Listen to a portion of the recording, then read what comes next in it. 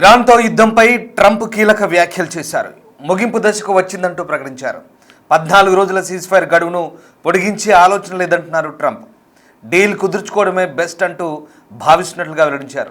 రెండో విడత శాంతి చర్చలకు సర్వం సిద్ధమన్నారు. ఇక 2 రోజుల్లో మరోసారి ఇరాన్తో చర్చలు జరిగే అవకాశం కనిపిస్తోంది.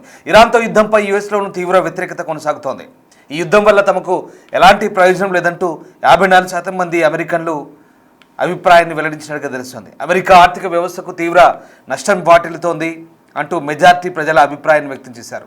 అన్ని వైపుల నుంచి ఒత్తిడి పెరగడంతో యుద్ధంలో ట్రంప్ వెనకడుగు వేసే అవకాశం కనిపిస్తుంది. అందుకే మరోసారి చర్చల ప్రతిపాదనను ముందుకు తీసుకొచ్చినట్టు తెలుస్తోంది. యుద్ధం విషయంలో ట్రంప్ వెనకడుగు వేశారంటే కనుక యుద్ధం ముగింపు దశకే వచ్చినట్లుగా అంతర్జాతీయ విశ్లేషకులు కూడా భావిస్తున్నారు. ఈ నేపథ్యంలో ఇరాన్తో యుద్ధం ఏమాత్రం ప్రయోజనం లేదంటూ అమెరికన్లు అభిప్రాయపడ్డట్టుగా తెలుస్తోంది. పశ్చిమాసియాలో జరుగుతున్న యుద్ధం వల్ల అమెరికా సైన్యానికి తీవ్ర నష్టం వాటిల్లుతోంది. దీంతో ఇరాన్పై దాడులను సొంత పౌరులు కూడా వ్యతిరేకిస్తున్నట్లు తెలుస్తోంది. ఈ యుద్ధం వల్ల తమకు ఎలాంటి ప్రయోజనం లేదంటూ 54% మంది అమెరికన్లు భావిస్తున్నారు. ఇటీవల ఇస్పాస్ రాయిటర్స్ నిర్వహించిన ఓ సర్వేలో ఇది వెల్లడైనట్టుగా తెలుస్తోంది. గత కొద్ది వారాలుగా ఇరాన్పై యుద్ధం సాగిస్తున్న అమెరికా తాజాగా హర్ముజ్ జలసంధిని దిగ్బంధించింది. అయితే ఈ చర్యలను 54% మంది అమెరికన్లు వ్యతిరేకించినట్టుగా ఆ సర్వే చెప్తోంది. ఈ దాడులతో వారి ఆర్థిక వ్యవస్థకు తీవ్ర నష్టం వాటిల్లుతోందంటూ అభిప్రాయాలు వ్యక్తమయ్యాయి. అలాగే 65% మంది డెమోక్రాట్లు, 56% మంది ఇండిపెండెంట్లు, 40% రిపబ్లికన్లు ఈ సర్వేలో తమ అభిప్రాయాలను వెల్లడించారు. ఇసాస్ రాయిటర్స్ అనే సంస్థ ఈ సర్వే వెల్లడించినట్టుగా తెలుస్తోంది. మరోవైపు ఇరాన్పై అమెరికా సైనిక చర్య సరైందేనని 24% మంది సమర్థించినట్లు కూడా చెప్తున్నారు. మరో 22% మంది అసలు దీనిపై స్పందించడానికి ఇష్టపడలేదు. ఇక ట్రంప్ రిపబ్లికన్ పార్టీలోనూ 54% మంది యుద్ధానికి అనుకూలంగా ఉండగా మిగతా వారు వ్యతిరేకిస్తున్నట్లుగా సర్వే చెప్తోంది. మొత్తానికి ఈ సర్వేతో రిపబ్లికన్ పార్టీలో చీలికలు ఏర్పడతాయని అంచనాలు కూడా వినిపిస్తున్నాయి. అయితే సర్వే ప్రామాణికత, సర్వేకు ఉన్నటువంటి విశ్వసనీయతకు సంబంధించి కూడా ఇంకా ఎలాంటి నిర్ధారణ లేదు. కేవలం ఇవి కొన్ని స్వతంత్ర వార్తా సంస్థలు నిర్వహించినటువంటి సర్వేలుగానే మనం భావించాల్సి వస్తుంది. దానికి సంబంధించిన నివేదికలనే మీకు అంతర్జాతీయ వార్తా సంస్థల నివేదికలనే మేము మీకు చెప్పే ప్రయత్నం చేస్తున్నాం. ఇక యుద్ధం ముగింపు దశకు వచ్చిందంటూ ట్రంప్ అయితే కీలక వ్యాఖ్యలు చేశారు. ఇరాన్ను కోలుకోలేని దెబ్బ కొట్టిన అగ్రరాజ్యం అమెరికా రెండోసారి చర్చల బల్ల ముందుకు వచ్చేందుకు సిద్ధమవుతోంది. ఈ సందర్భంగానే ట్రంప్ మీడియాతో మాట్లాడారు. ఇరాన్తో యుద్ధం ముగింపు దశకు చేరువలో ఉంది, కానీ తమ పని ఇంకా పూర్తి కాలేదంటూ చెప్తున్నారు. ఇరాన్తో ఒక ఒప్పందం చేసుకోవాలని బలంగా కోరుకుంటున్నట్లు తాను భావిస్తున్నానని చెప్పారైతే మరో 2 రోజుల్లోనే ఇస్లామాబాద్ వేదికగా రెండో విడత చర్చలు జరగబోతున్నట్లు కూడా స్పష్టం చేశారు. దీంతో ఈ వ్యవహారం ఇప్పుడు ఆసక్తికరంగా మారుతుంది. దీనికి తగ్గట్టుగా పాకిస్తాన్ నుంచి కూడా లీకులు వస్తున్నాయి. పాకిస్తాన్ సంబంధించినటువంటి కొంతమంది మంత్రులు కూడా మళ్ళీ చర్చలకు ఆస్కారం ఉందంటూ పరోక్షంగా సూచనలు ఇస్తున్నారు. దీంతో మరోసారి ఇస్లామాబాద్ అంటే పాకిస్తాన్ వేదికగా చర్చలు జరిగే ఆస్కారం ఉన్నట్టుగా అంతర్జాతీయ మీడియాలో కూడా వార్తలు వస్తున్నాయి. ట్రంప్ వ్యాఖ్యలు కూడా దీన్ని బలపరుస్తున్నట్టుగా మనకు అర్థమవుతుంది. అయితే ఇరాన్ అమెరికా యుద్ధం ముగింపు దశకు చేరుకుంటున్నట్టుగా డొనాల్డ్ ట్రంప్ అయితే సంచలన ప్రకటన చేశారని చెప్పాలి. బుధవారం ఫాక్స్ బిజినెస్ ఛానల్కి ఇచ్చిన ఇంటర్వ్యూలో ఆయన మాట్లాడారు.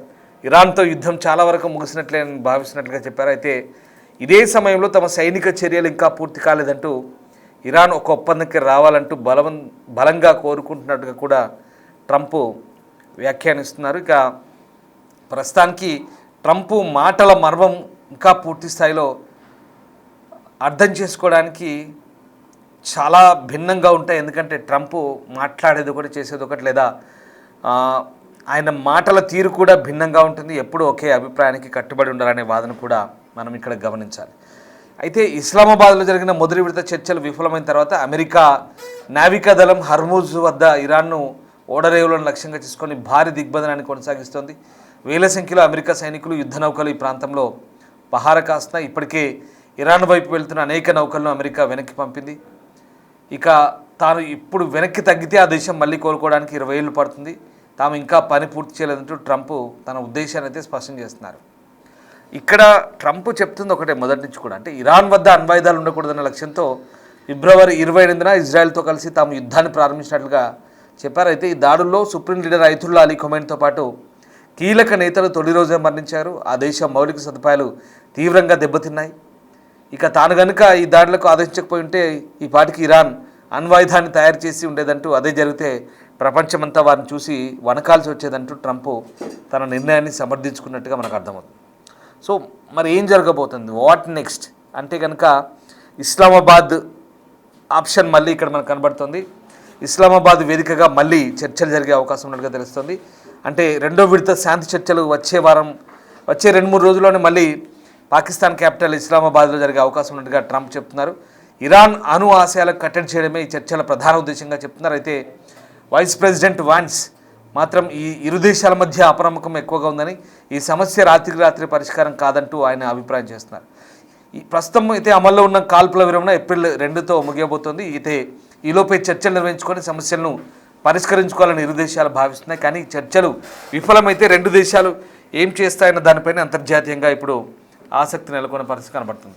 సో ఏదేమైనా ప్రస్తుతం మళ్ళీ చర్చలు రెండో విడత జరిగితే కనుక అది ఖచ్చితంగా ఒక రాజీకి వచ్చినట్టుగానే మనం భావించాల్సి ఉంటుంది. ఎందుకంటే మొదటి విడత చర్చలు విఫలమైనప్పుడు పట్టు విడుపులకు వెళ్ళినట్టుగా మనకు అంటే పట్టుదలగా ఉన్నట్టుగా మనం అర్థం చేసుకోవాలి. అంటే ఎవరికి వారు నువ్వెంత అంటే నువ్వెంత అనే ధోరణిలో వెళ్ళే అవకాశం ఉంది. కానీ ఇప్పుడు అంతా సంయమనం పాటిస్తున్నారు. కానీ ఇక్కడ బ్లాకేడ్ కొనసాగుతుంది హర్ముజ్. బట్ రెండో విడత చర్చలకు లీకులు ఇస్తున్నారంటే ఖచ్చితంగా ఇరుపక్షాల నుంచి రాజీ చేసుకునే ప్రయత్నంగానే యుద్ధం వద్దు అనే ఒక అభిప్రాయంతో ఉన్నట్టుగానే అర్థమవుతుంది. మరీ ముఖ్యంగా అమెరికాకు ఒత్తిడి బాగా ఉన్నట్టు తెలుస్తుంది. మరి ఏం జరగబోతుంది యుద్ధం విషయంలో, ట్రంప్ నిజంగానే కాంప్రమైజ్ కాబోతున్నారా, లేదా ట్రంప్ మాటలు ఎప్పుడూ అర్థం కావు, ఎప్పుడు ఒక రకంగా ఉండడు. ఇప్పుడు ఇలా మాట్లాడతాడు, మళ్ళీ సాయంత్రానికి అటాక్ అంటాడు, చాలా భిన్నంగా ఉంటుంది. సో అది ఎలా ఉంటుందో మనం చెప్పలేం. ట్రంప్ ధోరణి, ట్రంప్ టెంపర్తనం ఎప్పుడు ఎలా చూపిస్తాడో కూడా అర్థం కాని పరిస్థితి అంతర్జాతీయంగా అందరికీ తెలిసిన విషయమే. సో యుద్ధంలో ఏం జరగబోతుంది, నిజంగా రెండో విడత చర్చలు జరిగితే కనుక అవి సఫలీకృతం అవుతాయా, లేదా అవి ఫెయిల్ అయితే కనుక, విఫలమైతే కనుక మళ్ళీ ఎలాంటి పరిస్థితులు ఉంటాయని మాత్రం వేచి చూడాల్సిందే. దానికి కాలమే సమాధానం చెప్పబోతుంది. Thanks for watching.